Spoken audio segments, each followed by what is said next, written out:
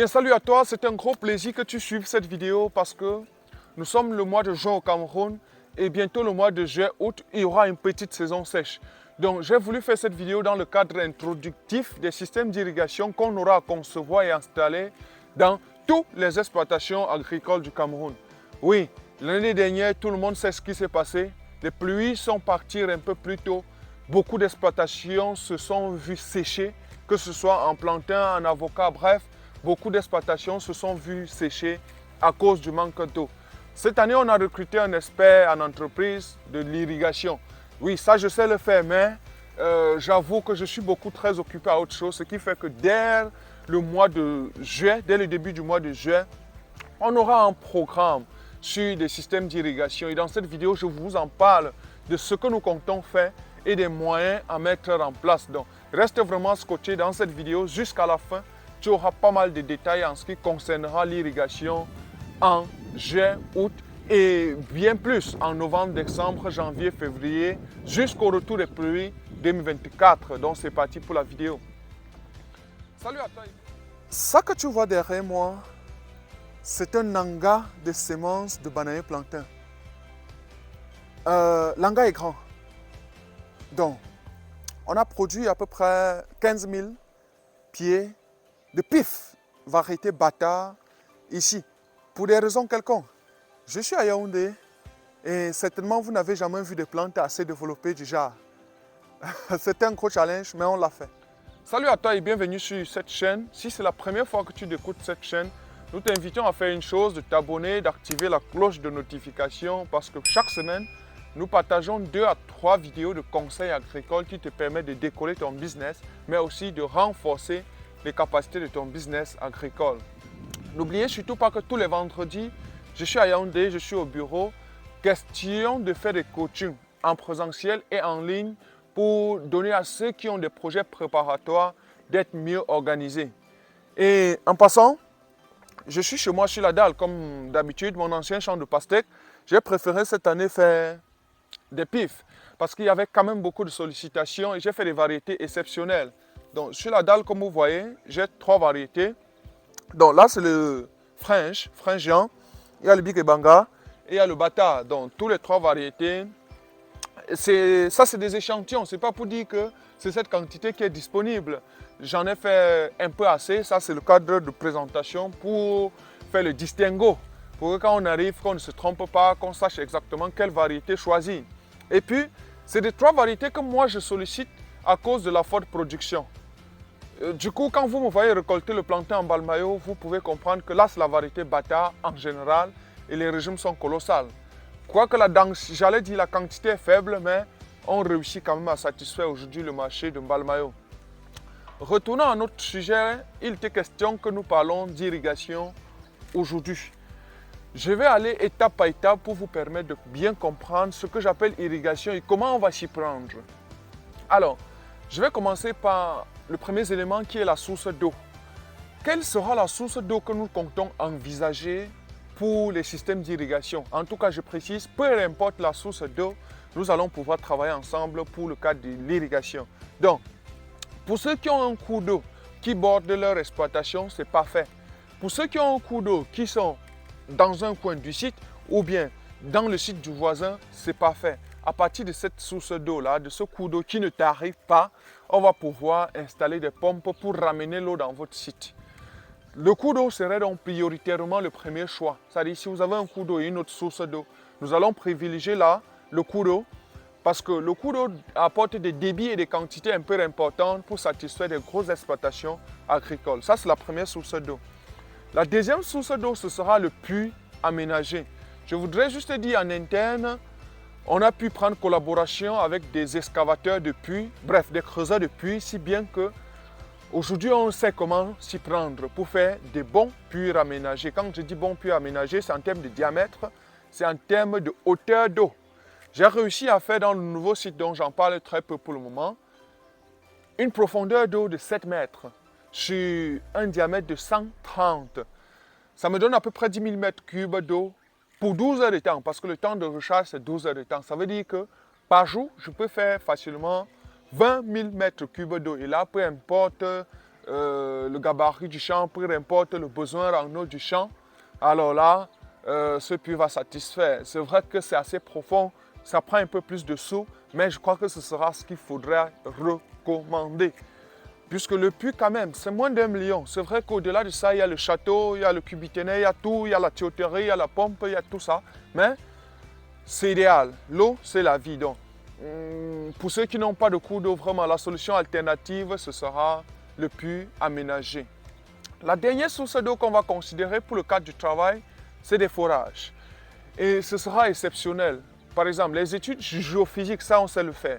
Ça veut dire que quand on arrive dans une zone où on comprend que c'est pénible, c'est difficile, c'est impossible de faire un puits aménagé, la solution, s'il n'y a pas de cours d'eau, ce sera de faire un forage. Dans la même équipe, on travaille en collaboration avec des foreurs qui se sont rendus également disponibles pour satisfaire les besoins au champ. Parce qu'il faut toujours comprendre que les activités champêtres sont différentes des activités en ville parce qu'en ville, on a l'électricité pour faciliter tout ce qui va avec. Mais au champ, on n'a pas d'électricité en général. Donc du coup, c'est un peu pénible. Trouver des entreprises partenaires qui acceptent de collaborer, c'est vraiment une grâce parce qu'on a soumis le problème et les gens comprennent qu'on doit résoudre le problème d'irrigation et le problème d'eau. Donc voilà les 3 sources d'eau que je résume. Le cours d'eau au meilleur des cas et le puits aménagé en moyen et au pire des cas, le forage. Une fois que vous avez ces 3 sources d'eau, ou bien qu'on sait concevoir et installer ces 3 sources d'eau dans votre exploitation agricole, la suite, ce sera facile. Ce sera la tuyauterie, je veux dire, ce sera la pompe associée à la tuyauterie.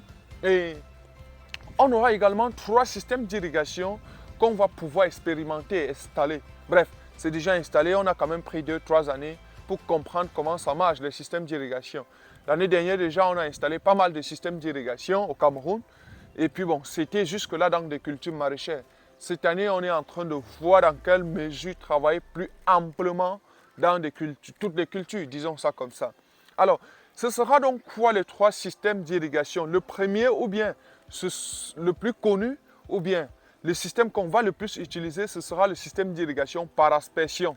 Par aspersion, ça veut dire ceci. À partir de la source d'eau, on aura une pompe, une tuyauterie et on aura des sprinklers.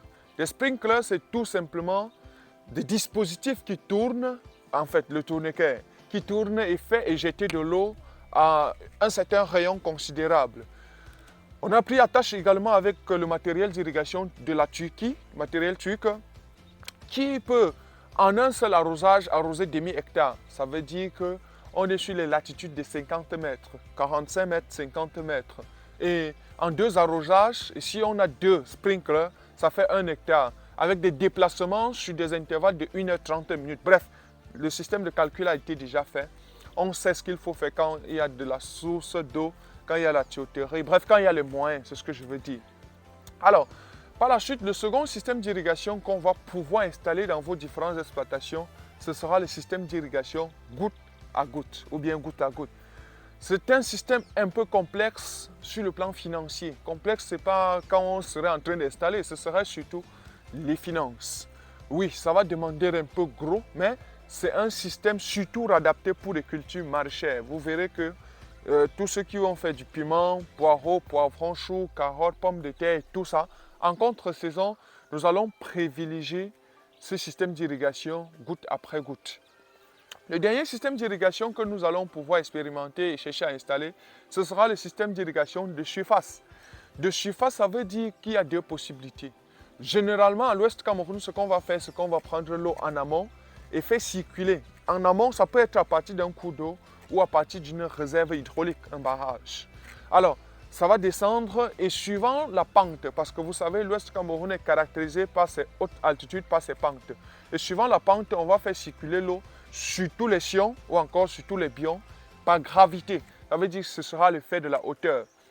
Maintenant, si nous sommes dans des régions du centre, sud, est par exemple, où l'amont n'est pas facilement considérable, nous allons puiser l'eau plutôt en aval, c'est-à-dire dans des cours d'eau qui circulent très souvent dans le cours d'eau, mais au bas-fond, pomper avec une pompe jusqu'au sommet et laisser donc l'eau descendre par gravité. Ça, ce sera quand ce sera possible. Et ce sera aussi pour certaines cultures spécifiques, des cultures à bion.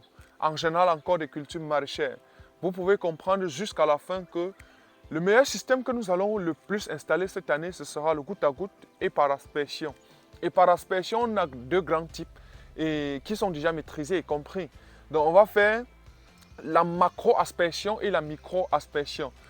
Pour ceux qui auront peur des maladies, on va faire la micro-aspersion. Micro-aspersion, ça veut dire que si votre avocat a 2 mètres, par exemple, on va installer l'asperceur à 1 mètre pour que ça ne tourne qu'en bas et ne touche jamais les feuilles parce que quand les feuilles sont humides, ça peut développer des maladies et tout ça. Donc, on va faire la micro-aspersion. Pour des cultures dont les maladies sont moindres comme le bananier plantain et autres, on va faire la macro-aspersion qui est plus facile et moins coûteux. Donc, en gros, voilà quelques détails concernant les systèmes d'irrigation qu'on va pouvoir installer. Mais je conclure en vous donnant le prototype. Comment ça va se passer? Chaque fois que vous avez une exploitation agricole et que vous souhaitez irriguer, alors la chose à faire, c'est quand vous allez nous contacter, on va envoyer une personne sur le terrain relever tous les paramètres. C'est-à-dire qu'il viendra avec plus ou moins 2-3 outils pour avoir tous les paramètres, notamment l'indice d'infiltration du site, la pente, bref, des paramètres techniques, je vous épargne parce que ce n'est pas trop nécessaire pour vous. Donc, il viendra, le déplacement et tout ça, vous vous en occupez. Quand il rentre, donc, on traite le dossier et on vous fait un devis. Dans le cadre des accords, on s'occupe du reste, l'installation, et on forme le personnel, j'allais dire votre personnel, sur l'utilisation. Ce qu'on va surtout vendre aussi, ce sera le service après-vente. Ça veut dire que, oui, on a installé le système, on a formé vos gars sur l'utilisation. Bon, s'ils appellent donc pour dire que la pompe qu'on a installée, on démarre, ça ne se démarre pas, qu'est-ce qu'on fait? On envoie très rapidement un agent sur le terrain, question qu'il voit s'il faut dépanner, aussi, bref, faire une certaine intervention. Ça aussi, ce sera à vos frais. Bref, il y a tout un cahier de charges qu'on a établi dans ce sens-là pour le service après-vente du matériel d'irrigation qu'on va pouvoir mettre à votre disposition. Ce qui est sur les premières installations que nous avons fait l'année passée, jusqu'ici, on a moins de problèmes. C'est vrai que 2 fois, les formations que nous avons fait l'année passée semblaient légères. Cette année, on va vraiment renforcer cela pour que les gens qui reçoivent ce service, cette filiale de service en termes d'irrigation, soient vraiment encouragés d'en faire plus. Parce qu'on va vraiment former du personnel pour qu'ils assurent le suivi de l'exploitation en termes d'irrigation long terme. C'est vrai que c'est 3-4 mois dans certaines régions, mais je n'ai pas envie de vous dire que les cultures contre-saison sont des cultures assez rentables. Et puisque sur cette chaîne, on traite également des dossiers de production végétale, je vous enseignerai dans des autres vidéos des périodes idéales pour faire le planting, pour optimiser la commercialisation. Ça veut dire que sur certaines vidéos, je vous dirai exactement quand planter par exemple le poivron pour récolter dans la saison sèche et quel sera le timing d'irrigation pour faire des prix de vente exceptionnels. Donc, je préfère m'arrêter là pour ne pas aller dans trop de détails et que ça embrouille. Ce que vous avez à faire, vous nous contactez à nos numéros et puis on va s'accorder sur le modèle d'irrigation, modèle de source d'eau, type de matériel à installer chez vous. Donc, c'était Kana Ivarich. Je crois qu'on va se reprendre plutôt sur le terrain ou bien au bureau le vendredi. Question d'organiser tout ceci. Merci et à très bientôt.